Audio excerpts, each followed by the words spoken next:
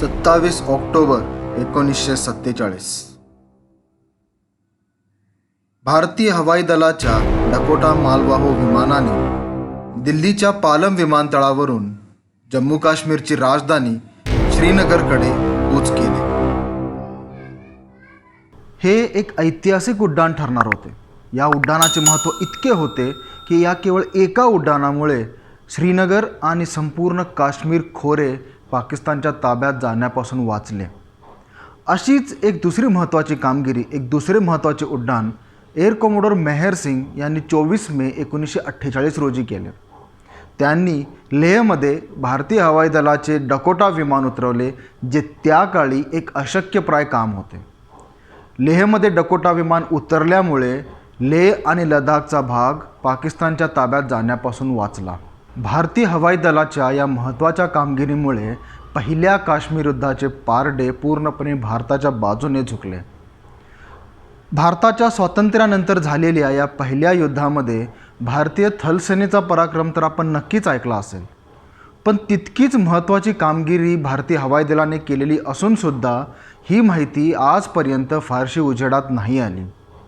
पण आता हेच महत्त्वाचे काम भारतीय हवाई दलाचे निवृत्त अधिकारी एअर मार्शल भरत कुमार यांनी केले. त्यांनी इतिहासाचे पूर्ण दुवे एकत्र जोडून an incredible war Indian air force in Kashmir war 1947-48 नावाचे एक पुस्तक लिहिले, जे भारतीय हवाई दलाची या पूर्ण युद्धातली कामगिरी विशद करते. आज मी तुम्हाला याच पुस्तकाबद्दल माहिती सांगणार आहे.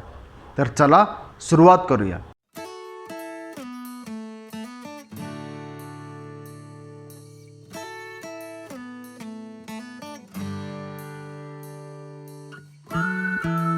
प्रत्यक्ष युद्धापूर्वी भारतीय हवाई दलाची स्थिती काय होती हे पाहणं पण तेवढंच महत्त्वाचं आहे. भारताची फाळणी ही म्हणजे फक्त केवळ भूभागाची फाळणी नव्हती, तर भारतीय लष्कर, हवाई दल आणि नौदल यांची सुद्धा भारत आणि पाकिस्तानमध्ये विभागणी व्हायची होती. यासाठीच लॉर्ड माउंटबॅटन यांनी आर्म्ड फोर्सेस रिकॉन्स्टिट्यूशन कमिटी बनवली, ज्यामध्ये हे ठरवण्यात आले की जोपर्यंत हे दोन्ही देश आपापल्या सेनेचे वेतन, कपडेलत्ते, राशन आणि इतर युद्ध साहित्य सांभाळण्यासाठी पूर्णपणे सक्षम होत नाहीत, तोपर्यंत ह्या दोन्ही देशांच्या सेना या एकाच नेतृत्वाखाली राहतील. त्यानुसार फील्ड मार्शल जॉन ऑचिनलेक हे दोन्ही देशांचे सुप्रीम कमांडर बनले. प्रदीर्घ अशा चर्चेनंतर आणि विश्लेषणानंतर अखेर या तिन्ही दलांची फाळणी, तिन्ही दलांची विभागणी दोन्ही देशांच्या मध्ये करण्यात आली. ही विभागणी कशी झाली आणि त्यामध्ये प्रमुख व्यक्तींचा कसा सहभाग होता हे अत्यंत उत्कंठावर्धक पद्धतीने लेखकाने पुस्तकाच्या पहिल्या चॅप्टरमध्ये मांडलेले आहे.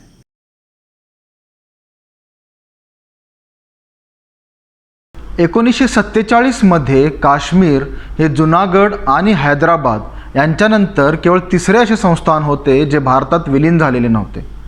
काश्मीरचे महाराजा हरी सिंग यांना भारत आणि पाकिस्तान या दोघांपैकी कोणामध्येही विलीन व्हायचे नव्हते, तर त्यांना काश्मीरला एक स्वतंत्र राज्य म्हणून काश्मीरमध्ये त्यांना राज्य करायचे होते. त्यांना काश्मीरला आशियाचा स्वित्झर्लंड बनवायचे होते.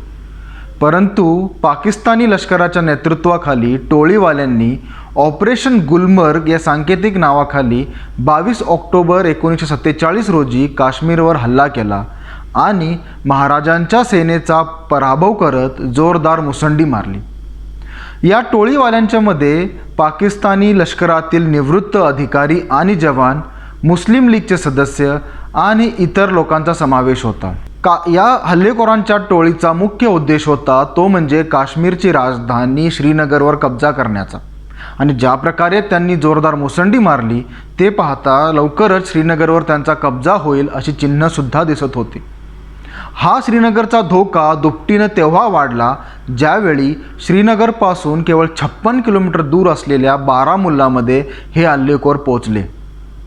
आता काश्मीर, श्रीनगर आणि पर्यायाने पूर्ण जम्मू काश्मीर राज्य आपल्या हातातून निघून जाईल या भीतीने काश्मीरचे राजा हरी सिंग यांनी भारताकडे लष्करी मदतीची मागणी केली. परंतु तांत्रिकदृष्ट्या जम्मू काश्मीर भारताचा भाग नसल्यामुळे अशा प्रकारची मदत भारत सरकारला देणे जमले नसते आणि म्हणून 26 ऑक्टोबर 1947 रोजी महाराजा हरिसिंग यांनी काश्मीर भारतात विलीन करण्याच्या करारावर सह्या केल्या आणि जम्मू काश्मीरचे पूर्ण राज्य कायदेशीरपणे भारतात समाविष्ट झाले. ह्या करारावर सह्या झाल्यानंतर दुसऱ्याच दिवशी म्हणजे 27 ऑक्टोबर 1947 रोजी भारतीय हवाई दलाचे डकोटा विमान भारतीय लष्कराच्या एक सिख रेजिमेंटला घेऊन श्रीनगरला रवाना झाले आणि हाच या काश्मीर युद्धाचा एक फार मोठा टर्निंग पॉईंट होता. इकडे श्रीनगरच्या अगदी जवळ बारामुल्लामध्ये पोहोचलेले हे हल्लेखोर आपले मूळ उद्देश विसरून जाळपोळ, बलात्कार आणि लूटपाट करण्यात मग्न झाले होते. आता श्रीनगर आपलेच या भ्रमात असलेल्या या हल्लेखोरांना काश्मीर कायदेशीरपणे भारतात विलीन झाल्याची आणि भारतीय सैन्य हे श्रीनगरला पोचल्याची सूतराम कल्पना नव्हती. या हल्लेखोरांची वाटचाल मंदावण्यास दुसरे महत्त्वाचे कारण होते ते म्हणजे महाराजांच्या शाही सेनेचे प्रमुख ब्रिगेडियर राजेंद्र सिंग यांच्या नेतृत्वाखाली शाही सेनेने उरीमध्ये या हल्लेखोरांना केलेला तीव्र असा प्रतिकार. या लढाईमध्ये ब्रिगेडियर राजेंद्र सिंग शहीद झाले, परंतु त्यांच्या सेनेने माघार घेताना पेरलेल्या असंख्य अडथळ्यांच्यामुळे हल्लेखोर श्रीनगरला वेळेत पोहोचू शकले नाहीत. या दोन महत्त्वाच्या घटनांमुळे पूर्ण काश्मीर खोरे हे पाकिस्तानच्या ताब्यात जाण्यापासून बचावले. The airlift that saved Srinagar and Kashmir valley म्हणजेच भारतीय हवाई दलाचे एक उड्डाण ज्याने श्रीनगर आणि पूर्ण काश्मीर खोऱ्याला वाचवले. 27 ऑक्टोबरच्या भारतीय हवाई दलाच्या उड्डाणाचे लेखक आपल्या पुस्तकात या समर्पक शब्दात वर्णन करतो. श्रीनगरचा विमानतळ हा हल्लेखोरांच्या ताब्यात गेला आहे की नाही याची नीट कल्पना नसतानासुद्धा भारतीय हवाई दलाच्या वैमानिकांनी धोका पत्करून भारतीय लष्कराच्या एका बटालियनला श्रीनगरला पोचवले. युद्धाच्या या पहिल्या 3 दिवसात भारतीय हवाई दलाने 900 सैनिकांसह शस्त्रे, दारुगोळा आणि इतर युद्ध साहित्य काश्मीरला पोहोचवले. इकडे श्रीनगरला उतरलेल्या एक सिख बटालियनने लेफ्टनंट कर्नल DR राय यांच्या नेतृत्वाखाली बारामुल्लाच्या दिशेने कूच केले. भारतीय हवाई दलाच्या स्पिटफायर लढाऊ विमानांनी आकाशातून शत्रूवर आग ओकली आणि जमिनीवर या बटालियनने शत्रूला पूर्णपणे नेस्तनाबूत करून टाकले. केवळ श्रीनगरच नाही तर बडगाम आणि शालतेंगच्या लढाईतसुद्धा भारतीय लष्कराने भारतीय हवाई दलाच्या मदतीने शत्रूचा पार धुव्वा उडवला. उरीमध्ये शत्रूचा पराभव करून पूर्ण काश्मीर खोरे हे भारतीय हवाई दल आणि भारतीय लष्कराने पाकिस्तानच्या कब्जातून मुक्त केले.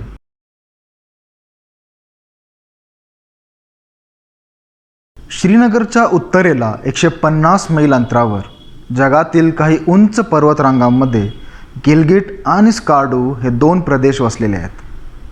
ह्या दोन्ही प्रदेशांचे महत्त्व सामरिकदृष्ट्या खूप होते, परंतु या काश्मीर युद्धाचा मुख्य केंद्रबिंदू हा काश्मीर खोऱ्यावर केंद्रित झाल्यामुळे भारतीय सेनेचे तुलनेने या दोन्ही प्रदेशांच्याकडे दुर्लक्ष झाले.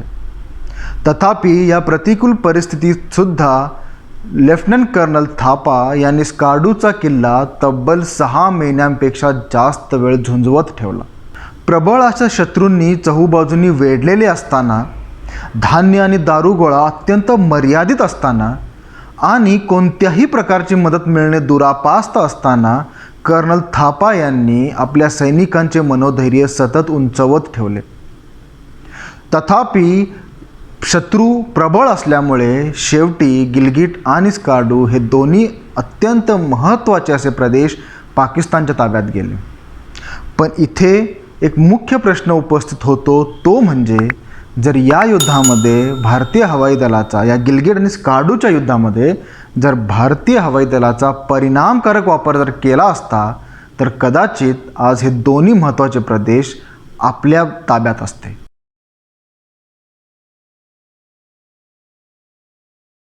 लडाख हा जम्मू काश्मीर राज्याचा एक अत्यंत महत्त्वाचा भाग. स्कार्डू व कारगिलपासून ते तिबेटपर्यंत आणि हिमालयन पर्वतरांगांपासून ते काराकोरम पर्वतरांगांपर्यंत पसरलेला हा भाग सामरिकदृष्ट्या अत्यंत महत्त्वाचा आहे. उंच पर्वतरांगा आणि नद्यांच्या खोऱ्यांनी व्यापलेला हा प्रदेश अत्यंत दुर्गम आणि खडतर असा आहे. या काश्मीरच्या पहिल्या युद्धामध्ये काश्मीर खोऱ्यासोबतच पाकिस्तानची नजर लडाखवर सुद्धा होती आणि त्यासाठी त्यांनी ऑपरेशन स्लेज या सांकेतिक नावाखाली लडाखवर कब्जा करायची योजनासुद्धा बनवलेली होती. यावेळी लेहच्या संरक्षणासाठी महाराजांच्या शाही सेनेची केवळ एक प्लाटून म्हणजे फक्त 33 सैनिक उपस्थित होते आणि म्हणून लेहच्या मजबूतीकरणासाठी भारतीय सैन्याची मोठ्या संख्येने तिथे तैनाती करणे आवश्यक होते. अशातच स्कार्डूवर पाकिस्तानने कब्जा केल्यामुळे लेहचा धोका हा वाढला होता आणि म्हणून भारतीय सैन्याची ही तैनाती लवकरात लवकर लेहला करणे गरजेचे होते. 10 मे 1948 रोजी टोळीवाल्यांनी कारगिलवर पण कब्जा केला. कारगिलचा पाडाव झाल्यामुळे लेहचे श्रीनगरशी असलेले सारे दळणवळणाचे मार्ग हे धोक्यात आले. अशावेळी लेहला सैन्य पोचवण्यासाठी केवळ हवाई मार्ग हाच एक जलद पर्याय उपलब्ध होता. लेहची समुद्रसपाटीपासूनची उंची ही 10,680 फूट आहे. त्यावेळी लेहमध्ये कोणत्याही प्रकारची धावपट्टी उपलब्ध नव्हती. तसेच भारतीय हवाई दलाकडे सुद्धा इतक्या उंचीवरून उड्डाण करण्याची क्षमता असलेली विमाने सुद्धा नव्हती. अशा परिस्थितीमध्ये श्रीनगरमधील 161 इन्फंट्री ब्रिगेडचे कमांडर ब्रिगेडियर सेन यांनी 2 डोगरा रेजिमेंटच्या सैनिकांना जोजिला मार्गे लेहला कूच करण्याचा आदेश दिला. अत्यंत प्रतिकूल अशा हवामानात आणि कठीण अशा थंडीला तोंड देत ही तुकडी अखेर लेहला पोचली. या तुकडीमध्ये सोनम नार्बू नावाचा एक तरुण लडाखी इंजिनियर होता. या इंजिनियरने लेहमध्ये 2200 यार्डची एक तात्पुरती धावपट्टी बनवली. ही धावपट्टी किंवा हे छोटंसं विमानतळ हे त्या काळी जगातले सर्वात उंचीवरचे विमानतळ होते. या विमानतळावर कोणत्याही दिशादर्शक सुविधा म्हणजेच कोणतेही नेव्हिगेशनल इन्स्ट्रुमेंट्स उपलब्ध नव्हते. लेहचे हवामान हे अत्यंत बेभरवशाचे आणि अचानक बदलणारे होते. आसपास उंच पर्वत असल्यामुळे वैमानिकाकडे पहिल्याच प्रयत्नात विमान खाली उतरण्याशिवाय दुसरा कोणताही पर्याय उपलब्ध नसायचा. ज्या उंचीवर हे विमानतळ होते इतक्या उंचीवर विमानाची इंजिने व्यवस्थित काम करत नसल्यामुळे वैमानिकाला कमी साहित्यासह उड्डाण करावे लागे. इथे लक्षात घ्या, कमी साहित्य म्हणजे कमी सैनिक आणि कमी लष्करी साहित्य. त्याशिवाय डकोटा विमानामध्ये त्या काळी कोणत्याही दबावयुक्त केबिन म्हणजे प्रेशराइज्ड केबिन, बर्फ साफ करण्याच्या सुविधा म्हणजे डी-आयसिंग फॅसिलिटीज आणि कोणतेही दिशादर्शक उपकरणे नव्हती. इतकेच काय, वैमानिकांच्याकडे अचूक नकाशेही नव्हते. त्या काळच्या डकोटा विमानांमध्ये वैमानिकांना ऑक्सिजन पुरवण्याची कोणतीही सुविधा उपलब्ध नव्हती आणि इतक्या उंचीवरून ज्यावेळी तुम्ही उड्डाण करता त्यावेळी ऑक्सिजन शिवाय उड्डाण करणे हे अत्यंत धोकादायक ठरले असते. आणीबाणीच्या परिस्थितीमध्ये खाली उतरण्यासाठी आसपास कोणतेही विमानतळ उपलब्ध नव्हते. म्हणजे इतकी प्रतिकूल परिस्थिती असली तरीसुद्धा लेहला वाचवणे हे सुद्धा तितकेच महत्त्वाचे होते आणि म्हणून अशावेळी भारतीय हवाई दलाचे जांबाज नेतृत्व पुढे आले आणि एअर कमोडोर मेहर सिंग यांनी स्वतः 24 मे 1948 रोजी डकोटा विमान लेहमध्ये एकदम यशस्वीरित्या उतरवले. या उड्डाणामुळे एक इतिहास रचला गेला आणि लेह आणि श्रीनगर यांच्यामध्ये एक हवाई पूल स्थापित झाला. या हवाई पूलमुळे सैन्य आणि इतर साहित्य हवाई मार्गे लेहला पोहोचवणे सुकर झाले. सैनिकांची संख्या वाढल्यामुळे आत्मविश्वास दुणावलेल्या भारतीय सेनेने पाकिस्तानी सैन्याला तिथून पिटाळून लावले. एअर कमोडोर मेहर सिंग यांचे हे उड्डाण एक प्रकारे या लढाईमध्ये एकदम निर्णायक ठरले. एक प्रकारे लडाखचे रक्षणकर्ता ठरलेल्या एअर कमोडोर मेहर सिंग यांचा पुतळा 1970 पासून आजसुद्धा लेहमध्ये एकदम दिमाखात उभा आहे.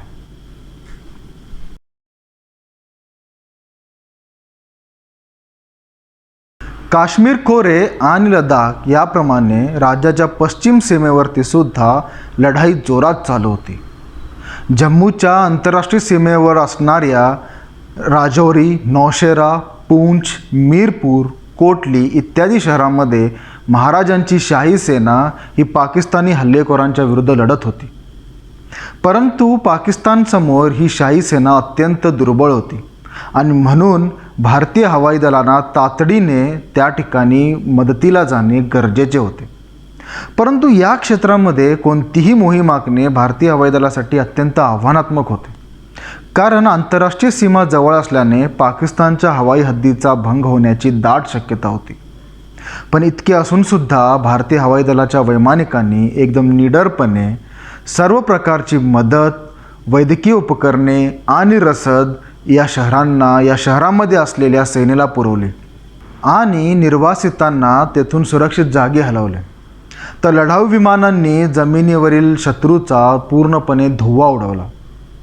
प्रतिकूल परिस्थिती असतानासुद्धा पुन्हा एकदा भारतीय हवाई दलाच्या वैमानिकांनी आपली कामगिरी उंचावली आणि इतर ठिकाणांसारखंच पश्चिम सीमेवर सुद्धा शत्रूचा पूर्ण पराभव करण्यासाठी थलसेना आणि शाही सेनेला पूर्णपणे मदत देऊ केली.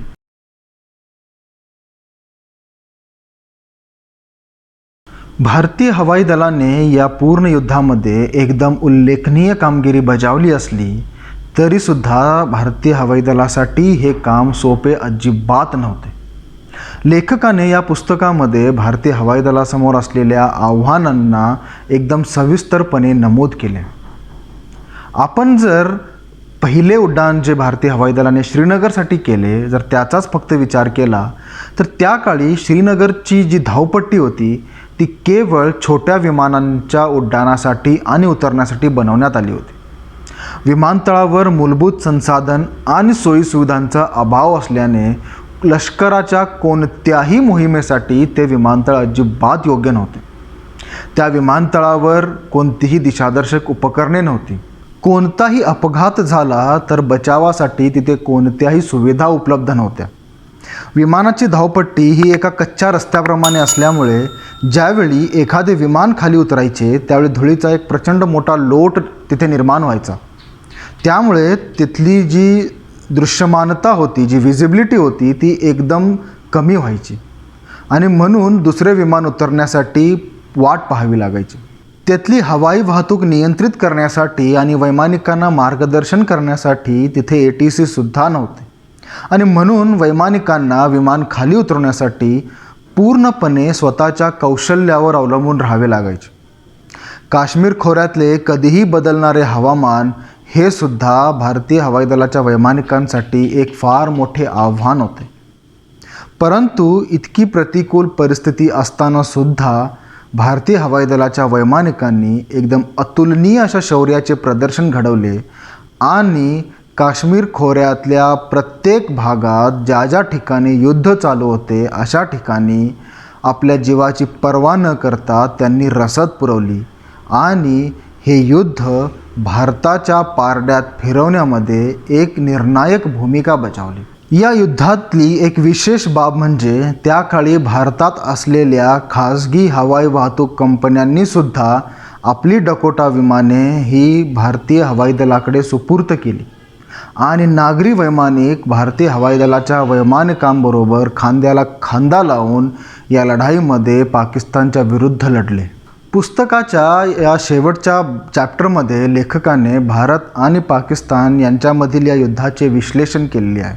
भारताला पाकिस्तानच्या या योजनेची पूर्वकल्पना मिळाली होती का आणि जर मिळाली होती तर काय पावले उचलण्यात आली, कोणते निर्णय घेण्यात आले, किती खाजगी डकोटा विमाने या युद्धामध्ये सामील केली गेली, या युद्धामध्ये जी विमाने उपयोगात आणली गेली त्यांची संख्या पुरेशी होती की नव्हती, की अजून विमाने तैनात करण्याची गरज होती, या युद्धामध्ये भारताची नेमकी योजना आणि व्यूहरचना काय होती, युद्धातले भारताचे प्राधान्यक्रम नेमके काय होते, म्हणजे काश्मीर खोरे प्राधान्यक्रम होते, लडाख होते की जम्मू होते की गिलगिट आणि स्कार्डू होते.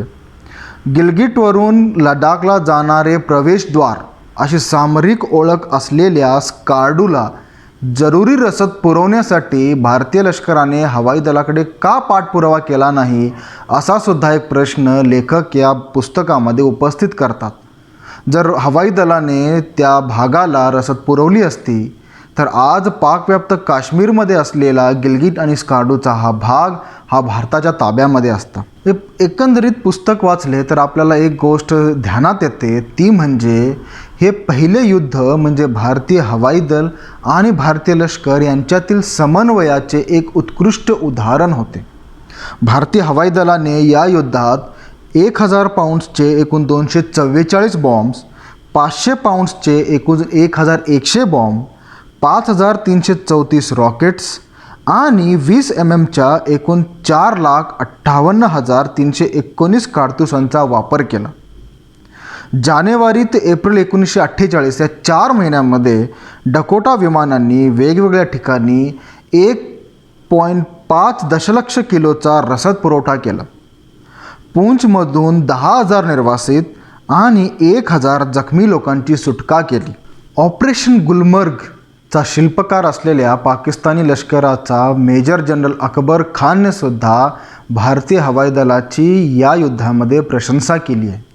ते म्हणतात की भारतीय हवाई दलाची विमाने सातत्याने आमच्यावर उडत होती. त्यांनी सैन्य, गाड्या, युद्धसाहित्य अगदी कोणालाही सोडले नाही. भारतीय लष्कराला भारतीय हवाई दलाने अगदी उत्तम असे सहकार्य केले. म्हणजे पहा, भारतीय हवाई दलाच्या या पराक्रमाने शत्रूलाही अचंबित करून सोडले. या एकूण युद्धामध्ये हवाई दलाच्या 4 वैमानिकांना महावीर चक्र, 29 जवानांना वीर चक्र आणि एकाला कीर्ती चक्र मिळाले. नवस्वातंत्र्य भारताच्या या हवाई दलाने या युद्धामध्ये air vice marshal Subroto Mukherjee आणि एअर कमोडोर मेहर सिंग यांच्या कुशल नेतृत्वाखाली एकदम उत्कृष्ट अशी कामगिरी केली. म्हणूनच पहिले काश्मीर युद्ध हे भारताच्या हवाई दलाच्या इतिहासातील एक देदीप्यमान अध्याय आहे.